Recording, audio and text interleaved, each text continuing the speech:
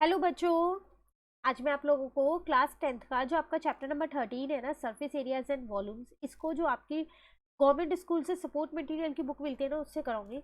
ये चैप्टर हमने एनसीईआरटी से कर रखा है, प्लस इसके इंपॉर्टेंट क्वेश्चंस भी हमने कर रखे हैं। और साथ साथ जैसे कि आप लोगों को पता है कि इस चैप्टर में कई सारे फॉर्मूलेज हैं। अगर मैं क्यूबॉइड की बात करूँ, उसमें भी आपके पास 3 फॉर्मूले हैं, क्यूब में भी है, सिलेंडर में भी है, फोन में भी है। आप देख रहे हैं ना, तो इन सारे फॉर्मूलेस की भी एक सेपरेट वीडियो बना रखी है, वो चैनल पे अपलोड है। तो आप वहां से एक बार वो वीडियो देख लेना और सारे फॉर्मूलेस एक जगह नोट डाउन कर लेना, ताकि एग्जाम टाइम पे आपको काम आए। ठीक है, चलिए स्टार्ट करें। तो चैप्टर हम स्टार्ट कर चुके हैं। आज हमारे को क्वेश्चन नंबर 4 से स्टार्ट करना है। क्वेश्चन नंबर 4 हमसे क्या कह रहे हैं यहाँ पर, the total surface area of solid hemisphere of radius r. कहीं रेडियस आर हो, उसका सॉलिड हेमिस्फीयर का टोटल सरफेस एरिया। तो टीएस से ही बताना है एक तरीके से, तो वो होता है 3πr²। ठीक है ना। नेक्स्ट में कह रहा है the volume and the surface area of a sphere are numerically equal then the radius of the sphere. कह रहा है एक स्फीयर है, उसकी वॉल्यूम और सरफेस एरिया न्यूमेरिकली इक्वल है, पर दोनों के फॉर्मूलेज तो हमें पता होने चाहिए, है ना। तो वॉल्यूम होता है हमारे पास 4/3πr²। क्लियर है। और सरफेस एरिया होता है हमारे पास यहाँ पर 4πr²। अब ये न्यूमेरिकली इक्वल है, तो ये सब तो मैं यहाँ पर कट कर सकती हूँ ना, तो इसको इससे कट कर दिया। यहाँ पर 4, इस वाले 4 को नीचे ले आई और इस 3 को उधर ले गई मैं यहाँ पर। ठीक है ना। आर रह जाएगा यहाँ पर। एक होता है आपके पास क्यूब, देखो यहाँ पर होता है आपके पास क्यूब, तो एक आर यहाँ बच रहा है, तो इसको इससे कट कर दिया, तो आर कितना आ जाएगा आपके पास 3। तो रेडियस आ गई आपके पास कितनी, 3 unit. Clear. Next question number 6 में कह रहे हैं a cylinder, a cone and a hemisphere are of the same base and of a same height, the ratio of their volume. 3 चीजें हैं यहाँ पर। एक है सिलेंडर आपके पास, एक है कोन आपके पास, और एक है आपके पास हेमिस्फीयर। ठीक है, ये सेम बेस पे और इनकी हाइट भी सेम है। इन तीनों की आपको क्या करनी है, वॉल्यूम की रेशो बतानी है। तो पहली बात तो इन तीनों का फॉर्मूला आपको पता होना चाहिए, है ना। तो पहले तीनों के फॉर्मूलेज लिख लेते हैं। तो देखो, सबसे पहली बात, मैंने यहाँ सिलेंडर लिखा, तो उसका अगर मैं यहाँ वॉल्यूम देखूँ तो वो होती है मेरे पास πr²h। अगर हम कोन की बात करें तो होती है 1/3πr²h। और अगर हम हेमिस्फीयर की बात करें तो वो होती है 2/3πr³ होती है वो। ठीक है। अब कह रहा है हाइट और रेडियस सब सेम है, तो पहली बात, सारे पाई से पाई को हम कट कर सकते हैं। यहाँ पर r² है, r² है, एक r आपके पास यहाँ पर बच जाएगा। ठीक है। अब आते हैं यहाँ पर h की बात करें, तो यहाँ पर आपके पास क्या क्या बचा, एक तो यहाँ पर h बचा आपके पास। उसके बाद अगर हम यहाँ पर देखें तो यहाँ पर हमारे पास 1/3h बचा है, और यहाँ हमारे पास बचा है 2/3, एक r बचा है आपके पास।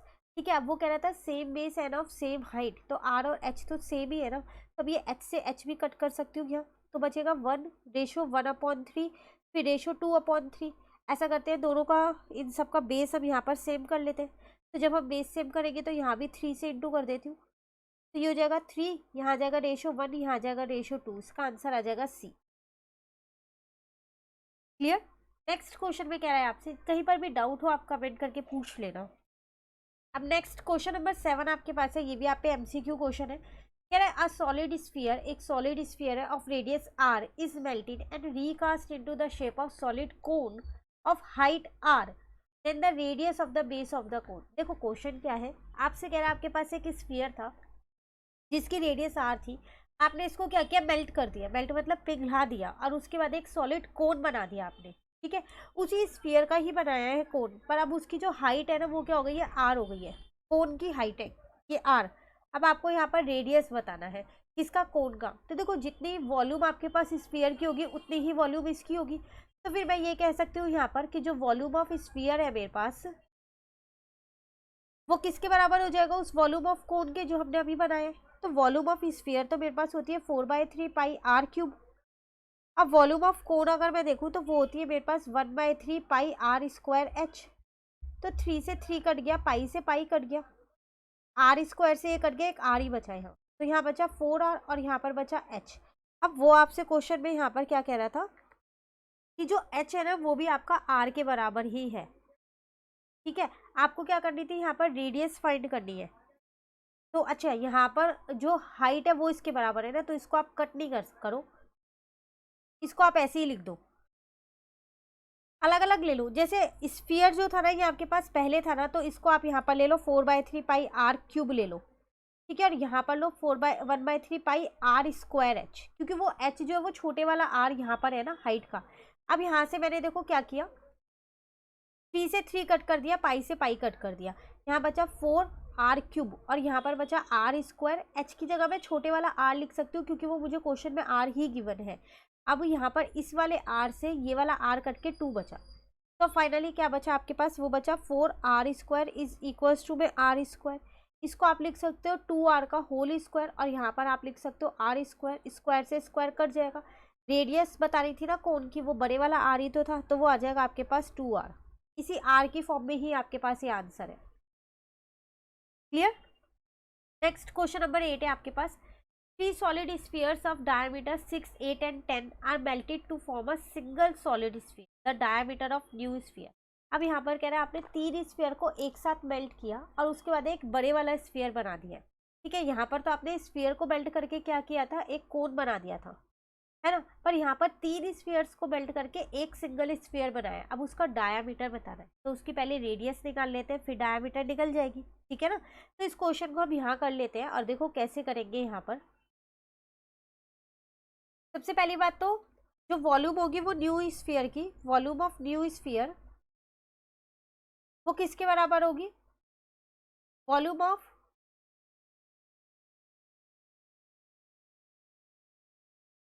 3 spheres, total volume of 3 spheres की जो होगी। ठीक है ना, तो इसको मैंने ले लिया 4/3 पाई और r³ ले लिया, बड़े वाला r ले लिया इसको, और यहाँ पर ले लिया मैंने 4/3 पाई r1³ पहले वाले का, 4/3 पाई r2³ दूसरे वाले का, और 4/3 पाई r³ तीसरे वाले का।